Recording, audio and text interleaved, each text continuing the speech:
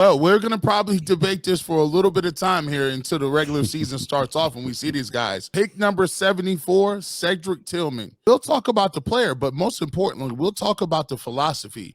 Do you believe they should have drafted a receiver at 74? Jeff and I will debate it out and give you the pros and cons, and we'll do it up now on the next episode of the Locked On Browns podcast. You are Locked On Browns, your daily Cleveland Browns podcast. Part of the Locked On Podcast Network. Your team every day.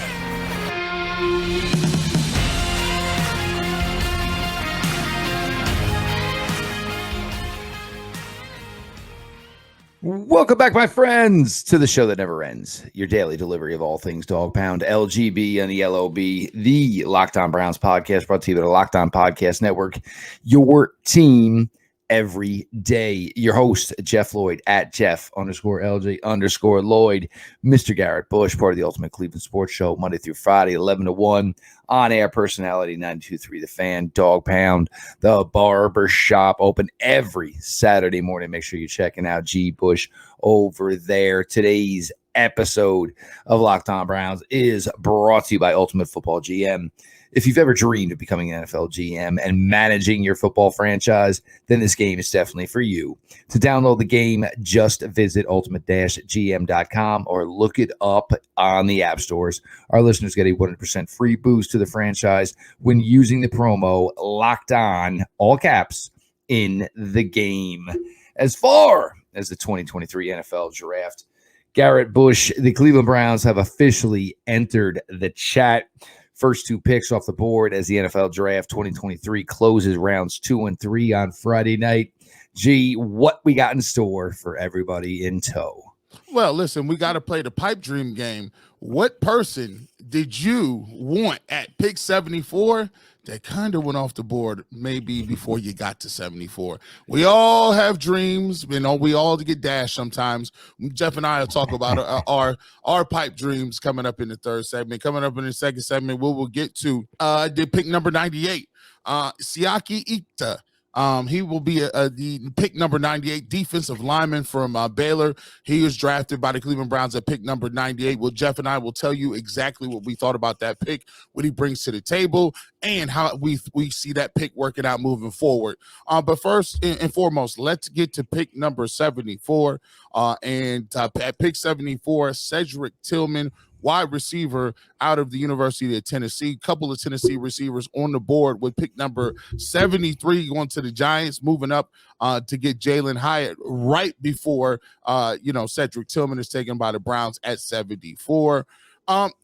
With that principle, there's a couple of things. I see a lot of people split on it. Some people believe that Tillman is a steal because he has a big body receiver, put up some numbers, over 1,000 yards his junior year. He's a little bit older, 23 years old. Generally people like to get him a little bit younger, and so they can develop a tad bit more.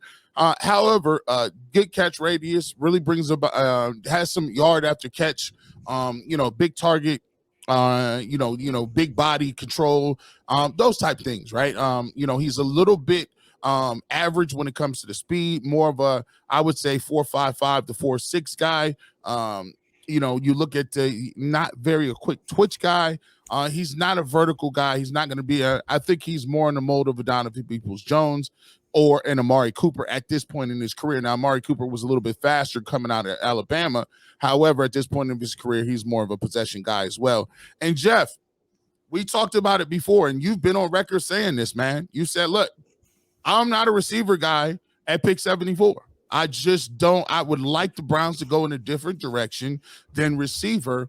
I was more risk averse to a receiver. However, I have a different philosophy when it comes to the type of receiver. I would have liked to see a speed receiver right there. Jalen Hyatt came off the board. I was hoping the Browns would move up and maybe grab him. He's just a burner. I love speed. Josh Downs out of the University of North Carolina. I love him. More of a body type like an Elijah Moore. But another guy who is fast, can move around a little bit, and I think he's going to be a really good guy, good athlete in the league. So that's my philosophy on it. I don't mind a receiver, but it's the type of receiver you're going after. I'm more of a speed guy. It's a preference thing. The Browns went with the bigger body guy. What is your thoughts on the receiver at 74? And if you don't like the receiver, where would you have gone with that pick in other than receiver? Well, I mean, there's no hiding it. I just don't understand how you made the move for Elijah Moore, how you brought in Marquise Goodwin, already had Amari Cooper, already had Donovan Peoples-Jones, David Bell. So you're drafting a guy here that if everything goes right, when's he going to play? Because as far as offensive personnel, you are not taking Amari Cooper off the field. You're not taking Elijah Moore off the field. You're not taking Donovan Peoples-Jones off the field. You're not taking David Njoku off the field. Whatever running back is going to play, you're not taking them off the field, obviously. So if everything goes right, where are the snaps for the guy you just spent your first selection on? Yes, he becomes the biggest guy in the room. The question would be, after this season, are you keeping up the relationship with Amari Cooper? Or if not, is Donovan Peoples-Jones going to spend time here long term? Does it shock me that maybe you want to get more size into the room for a player like Deshaun Watson? You want to give him, a little bit more, of a breathing room, throw the ball, that, right. But also if exactly. If my balls aren't always on target, I have a little bit bigger wide receiver out there. The other thing is for all the people that are so heavy into the Browns age guardrails, well, guess what? Because you can't. Well, they never. Well,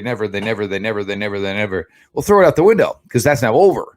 Cedric Tillman turned 23 about 10, 12 days ago. So, the Browns age guardrails that everybody loves to bring up every one of the time they want to talk about Browns draft and all that stuff, toss it. That's over. It doesn't matter now. This guy is significantly old. I don't know if they maybe already filled out wide receiver Tennessee. And the Giants jumped up in front of it. It was like, well, it's halfway written. Just write the other guy's name. There is more than that than you laugh. I really think, no lie, I really think that but is that one of those cases? Well, we liked Tillman too. Yeah. Like if we couldn't get him, in the third round, there's 2 minutes, right, to pick. I really think that the Browns were like, oh my gosh, this dude really fell to us at 74. Because I think that they would have taken him, and I think the Giants ran to the podium, and was like, yeah, no, we need Mr. Jones, somebody to throw the rock to, because they have nothing at receivers, and being in the tri-state area, they lack that. Yeah. Look, as far as the overall selection and bringing in Tillman, it's not a knock on his game for me. And you heard it in the episode before. You've heard it, everything I've done here over the last couple of weeks. I just don't understand how you looked at this going in this draft class and saying wide receiver is this big team's biggest need. Because you just made, a significant move, which led to your acquisition of pick 74. And look, in a perfect world, the Browns are not going to play, 10 personnel. They're not going to play 0 personnel where they play a bunch of 5 wide receivers. They're going to keep a tight end on the field. They're going to keep a running back on the field. So from that standpoint, the pick doesn't make that much sense to me. He's going to have a chance to battle. He's going to have a chance to be part of this. But in a perfect world, if everything goes right, Cedric Tillman more often than not is, about as significant on game day as G and I. He's going to be sitting there spectating. So I want people to understand this. It's not like I'm not knocking the young man. I wish him all the best of luck. Of course. I want him to go be a Hall of Fame, do your thing.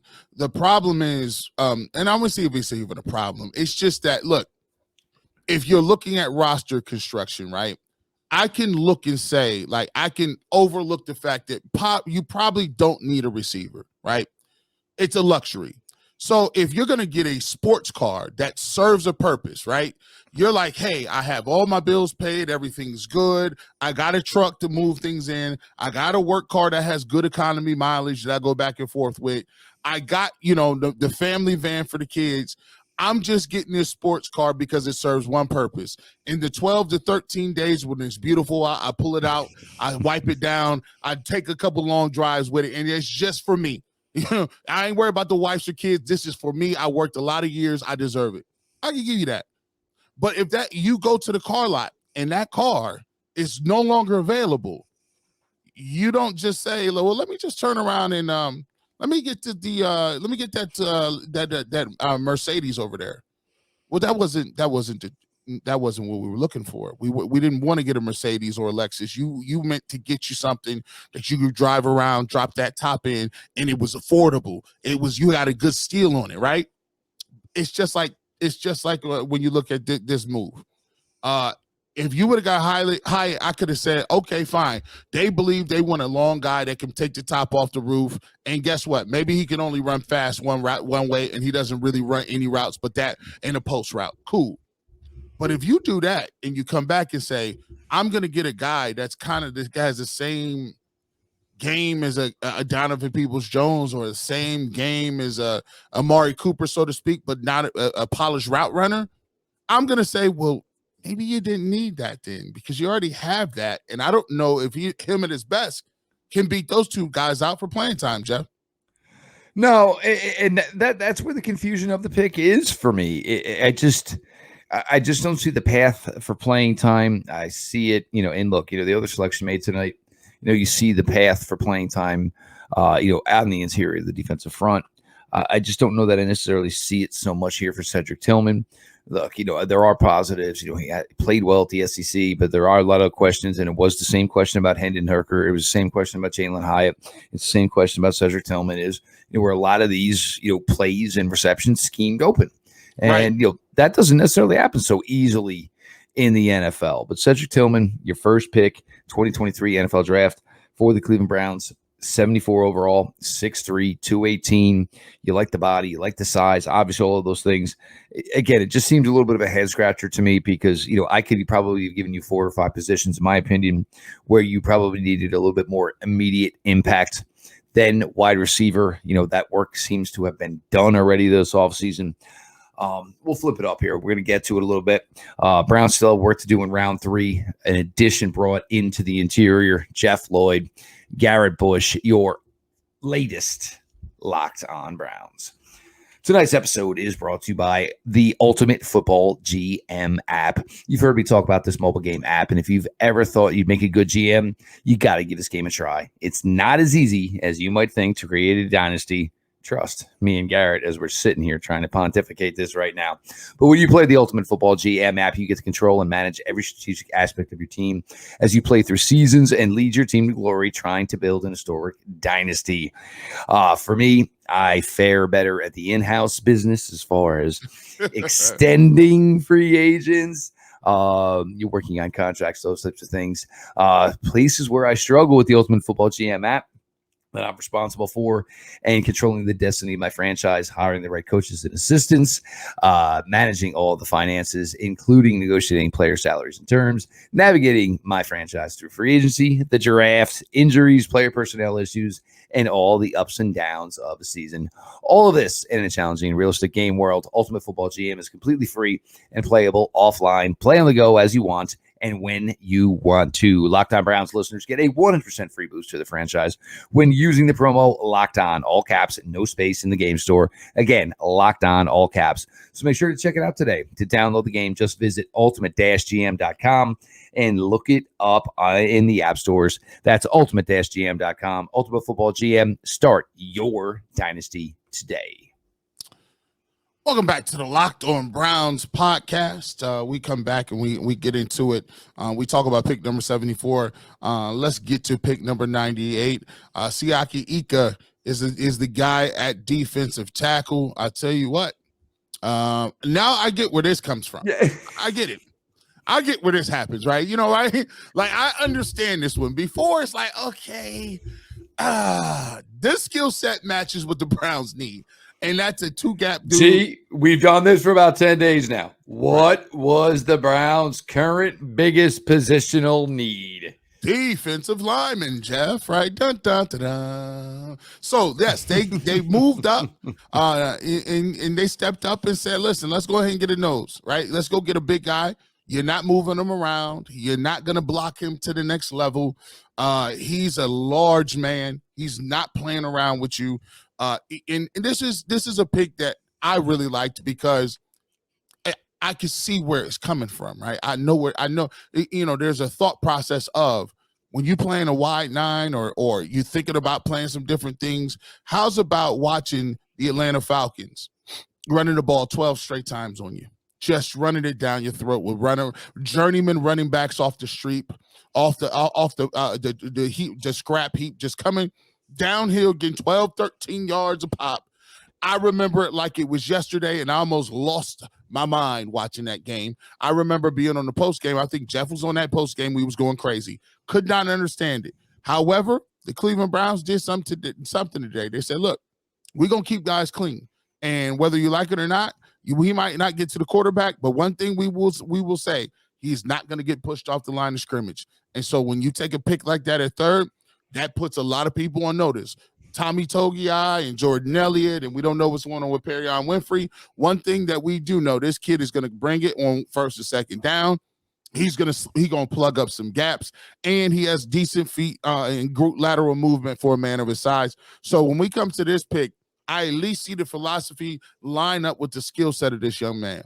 I at least see where you're going with it. You can argue whether or not, hey, there might be somebody else that you may like that can give you more pass rush ability, or you may like somebody who you feel has more upside. But I can literally look at this and say I'm fine with the pick, and I applaud the pick because they feel the position of need, and they did it with somebody who I think has a little bit of motor and nastiness to him. Well, first things first, I agree with you wholeheartedly. And ideally, Dalvin Tomlinson and the path he is in his career is he can give you some help as a zero technique. He can give you help as a three technique. When you commit the type of money the Browns committed to Dalvin Tomlinson, you're not paying that to a zero tech. A zero tech is basically, hey, they may throw the center at you. They may throw the guard at you. The tight end might half motion, and he might be coming up the zero gap. Hey, guess what? If there's a fullback, he might be coming up the zero gap. So, it's like, bro, you got to take everything you can and then some. You don't pay Dalvin Tomlinson the money you do to say, just absorb everything. You ideally want him to be attacking. You want him to be, taking advantage of situations. You want him to ultimately play a three tech. That's why you go get a zero tech and you look into a guy like you do, Siaki Ika. 6 foot, and this is always the tough part with these interior guys. He's 6'2" and change. Sometimes these guys get hit so much. You catch him a day after the chiropractor that might be 6'3". You catch him 2 days before they go to the chiropractor that might be 6'1 3/4. You got to get that, and G knows all about it. You get that neck stretched out on these cats. Get that. I know. But you do actually have firsthand information within this locker room. He started his career at LSU. He was there. Right. The night Odell's throwing out $100 bills when they won the national championship, he played with Grant Talbot. He played with Jacob Phillips. Was in a bad spot at LSU, which, things happen. You go to a big school like that, the playing time isn't always necessarily there. Ends up transferring out to Baylor. Was originally a guy, committed to BYU, but every college in the country was there. There's a lot of talk about him handling his weight. Playing in the 350s, not necessarily the best thing in the world. Obviously, you can play at high 320s, you can play at low 330s and still be an effective guy. But I don't think there's a lot of Browns fans right now who care if he rocks at 340 pounds, 350 pounds. They want that absolute roadblock. And I don't blame you. From what we've witnessed last year, teams just absolutely handing the Browns their lunch in the run game. And this also, it makes for an understanding of, he can fit first, second down, obviously goal line. We think with some of the moves the Browns have made within the defensive line that maybe Dalvin Tomlinson would be the only interior guy they would necessarily want on the field in nickel, in dime, which means Dalvin Tomlinson would probably have to come off the field every now and then, folks, on first down if you want him to contribute in nickel and dime. And you've got this big mammoth guy. He's got good feet. He's better athletically than you would actually think he is. His RAS score was low. I get it, less than 3. But when you talk about a guy of this size, you can't compare him to everybody else because it's what do you do essentially, as G, I know, what do you do in the phone booth? Are you quick within the phone booth? I'm not where you look. I don't want if we're he was slow chasing the guy 35 yards on the field. No crap. It's not his job. It's not what you're paying him to do. He's just a big dude that is supposed to make things bounce out or everything just congest in the middle. This pick I actually really like, and this was one where we knew the Browns had met with him. The Browns had spoke with him already, so obviously the interest was there. And you think about Jim Schwartz's defenses in the past, there's been big, heavy dudes in the front to slow the progress, to delay the speed, to delay the development of any play. So Siaki Ika, this pick I am good with, but again, size-wise, he will be, he'll be 23 in November. Both these players are a little bit older than the norm, what we've seen from the Browns in what they've done in the past. But again, look, if they feel that these guys are these type of guys, and you think this where you could possibly be headed this year, you're not saying, well, I'm going to take a guy here, and you know what? Not 23, but 24.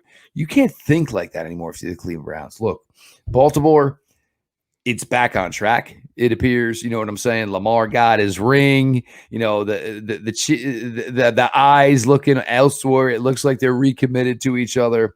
The Bengals aren't going away.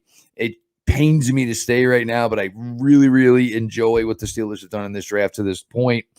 But the Browns felt these were pieces that are important to them in 2023.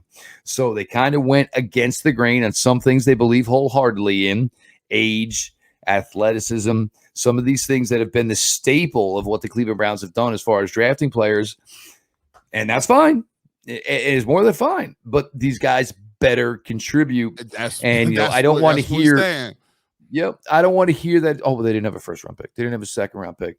They went against what they believe in, and look, that's fine because with me, look, with analytics, I don't want to hear that everything is based on numbers and boards because some of it's got to be film, some of it's got to be we met this kid, and you want to know what? I get it. I get what this kid brings, but the Browns need these picks to hit. They do. It's not a complete team yet. They're not basically just filling in a couple of holes from a Super Bowl winner. They need these guys to contribute, G. Oh, no. They more than need them to contribute because there's some picks that, they've taken before who we're still waiting on those picks. We're still waiting on a Jordan Elliott. We're still waiting on a Anthony Schwartz. We're still waiting on a David Bell. We're still waiting on some of these guys to provide the punch that we need at certain positions. Tommy Togiai is another guy who they had a third-round pick on. So, yes, they didn't have a first. I tell you this, they have to hit because, like you said, we'll talk about it coming up in the next week or so. I can't lie. I like what the Ravens did. I like what the Steelers did. We'll talk about it. And everybody is a genius the night of the draft. The reality is everybody likes everybody. You get a new shiny guy. Everybody imagines they're going to be in a Pro Bowl or Super Bowl or they're going to bring the title home. We ain't going to find out for a couple of years. So we just log this away and we see what they bring to the table. But the main thing is, we're going to find out if you hit on some of these guys or not, because now that check is coming back to that receipt is here for a lot of these dudes, and you got to hit on these guys because you're counting on some of them to play. And look, this may be part of the reason. And, maybe one of the reasons why they went older and said, you want to know what? We're absolutely confident. We know what these guys are. They're ready to roll out of the box, plug and play day one. Just, a little bit different from, what we've grown accustomed to here, for, the first three drafts for Andrew Berry and the Cleveland Browns. Jeff Lloyd, G. Bush chopping it up here. Browns' first two selections in the 2023 NFL Draft. Appreciate you all for being along for the ride. If you were looking for a delicious snack, but you don't want all the sugar and calories, then you need to try the best tasting protein bar ever built. You got to get them. If you're like me and you want to make a healthier snack choice, but you don't want to compromise on taste, I've got just the thing for you. Built Bars and Built Puffs. Built Bars are healthy. They taste amazing. Seriously, they taste so amazing you won't think they're good for you, and you got to try them. What makes Built Bars so good? Well, for starters, they are covered in 1% real chocolate. That's right, real chocolate. They come in unbelievable flavors like churro, peanut butter brownie, and cookies and cream. I'm not sure how Built does it, but these bars taste like a candy bar while maintaining amazing macros. And what's even better is that they are healthy. Only 130 calories and 4 grams of sugar with a whopping 17 grams of protein. Head to your nearest Walmart today. Walk to the pharmacy section, grab yourself a box of Built bars. You can pick up a 4-bar box of cookies and cream, double chocolate bar, or coconut puff. If you're close to Sam's Club, run in and grab a 13-bar box with our hit flavors, brownie batter puff or churro puff. And guys, gals, you can thank me later. Welcome back to the Locked On Browns podcast. G. Bush, Jeff Floyd, thank you so much for making Locked On Browns your first listen of each and every day. And as always, Locked On Browns, your team every day. Let's get to this. We talked about who we picked, Cedric Tillman in the first round of receiver, pick number 74, pick number 98. Siaki Ika is your defensive tackle out of Baylor, pick number 98. Jeff, let's get to this. Let's talk about what was almost. We'll get to I'll ask you what guy did you really have your eye on? But was taken off the board prior to 74 or 98. So I'll start the game off. I thought at a time, we kind of alluded to this, I thought Jalen Hyatt was going to be available at pick 74. And it got down to the nitty gritty, pick 73. And all of a sudden, the New York Giants rushed to the podium with a trade. I said, they got Daniel Jones. You already know what they want. They got Daniel Jones. They got the running back. I'm like, man, they're a playoff team. They've done a terrible job. They got the receiver. Who was the receiver they took from Detroit a couple years ago? Did nothing for him. Kenny Galladay. Galladay did nothing for them. They have no receivers of any note. And I knew what it was as soon as they went up there. I just knew it. They ran up there with the pick. I heard the J. I was sick to my stomach. Now, look, did the Browns number one thing, was it a receiver? No, but I gave you the analogy early on in the show, so you know what I'm talking about. If I can get a sports car and I can get it for a nice deal, and I don't matter if I'm only going to use it 12, 13 days. I'm going to keep that car in light shined up so you can see me driving in about June with the top down and say, oh, is that G. Bush over there in that sports car? That is G. Bush. Ain't he from the Locked On Browns podcast? Yep, that's him, girl. That's him. And he be on the Ultimate Cleveland Sports Show. That's the type of sports car I want. That's what I want. But when we couldn't get him, I was salty because I could taste the leather on that. I was like, I could feel the wind in my hair.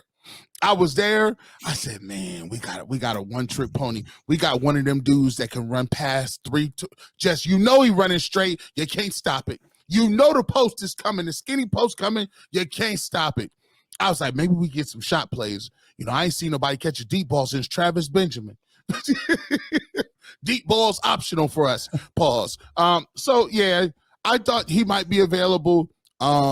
When he wasn't available, I'm like, I think I would go defensive lineman, maybe edge or something along those lines. But they went and got his teammate. So that didn't happen. I was a little disappointed because my guy was there. We didn't get him. And the Duke knee jerk was just so disappointing when it happened. So I've calmed down now. I've seen the light, and, I could be a prognosticator and Locked On Browns. They don't let me knee jerk over here too much. But, Jeff, who did you think? Who did you have that you liked that could have been available? Like you thought he was going to get to 74, but went off the board. Well, just because of the need, positional value, in my opinion, in looking at one room, the wide receiver room versus the defensive tackle room or the defensive end room. Zach Harrison, Ohio State, Cedric Tillman, wide receiver from Tennessee. I'm taking Zach Harrison. It's just, it kills me. I told you this earlier today. I told you this earlier this week. It kills me to not say, let's talk some wide receiver. It literally kills me. It pains me to my core. It hurts your heart. I've had friends I've known, I played with. They're like, Jeff, who are you right now?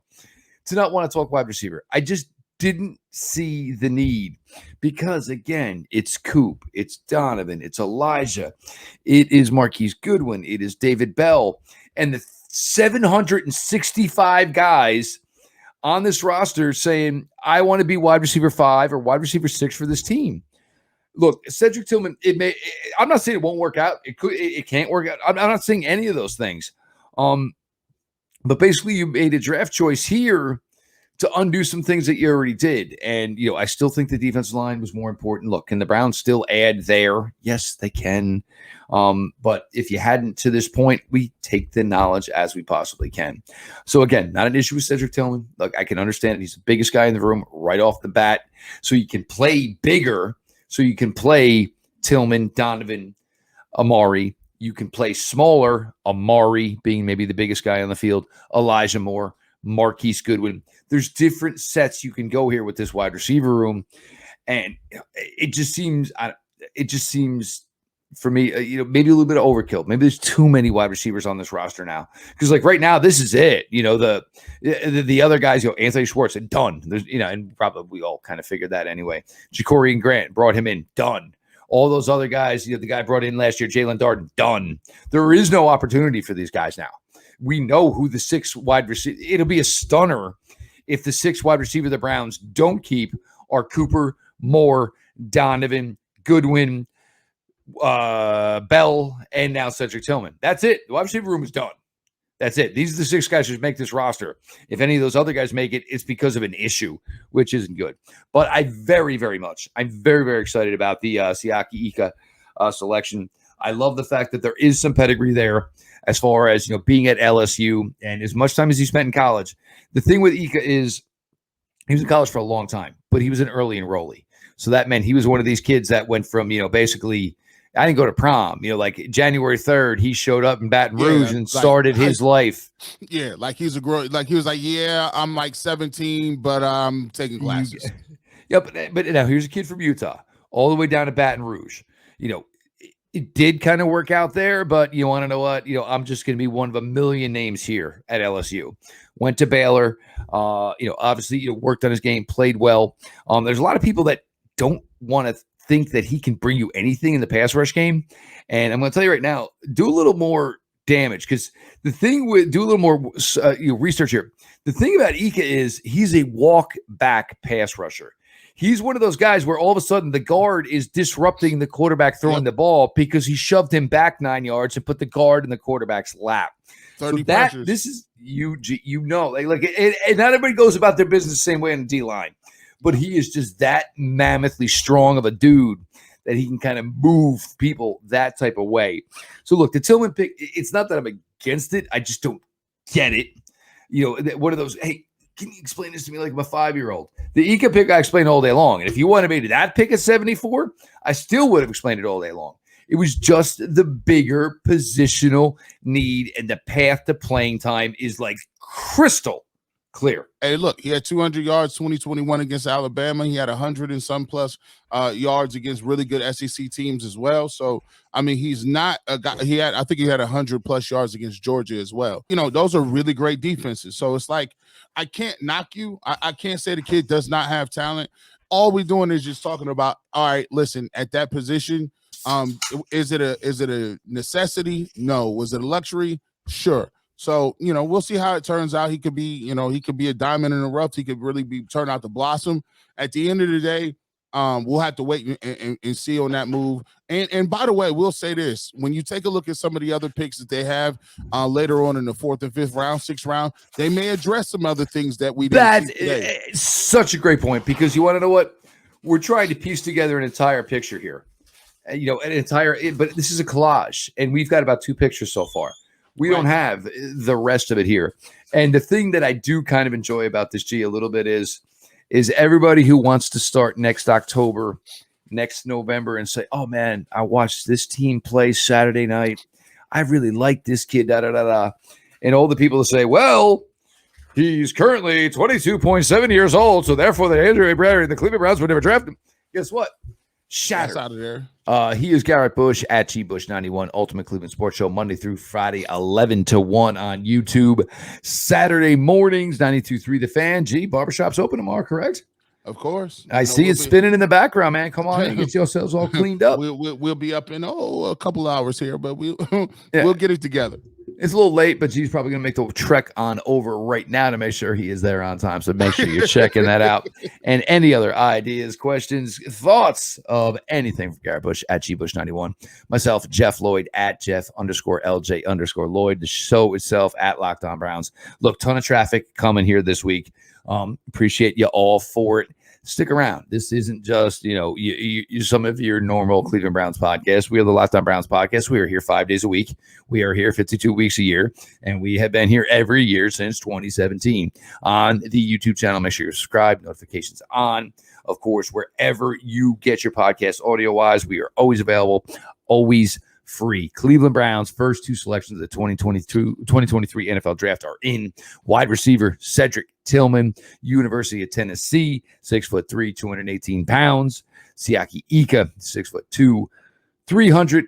And we'll just leave it at that. I'm going to be nice to Siaki. We ain't going to talk about your weight right now. Big, bullish man up front for the Browns defensive line for new defense coordinator Jim Schwartz. All that being said, boys and girls, this has been your daily delivery of all things Dog Pound. LGB on ELOB. Let's go Browns.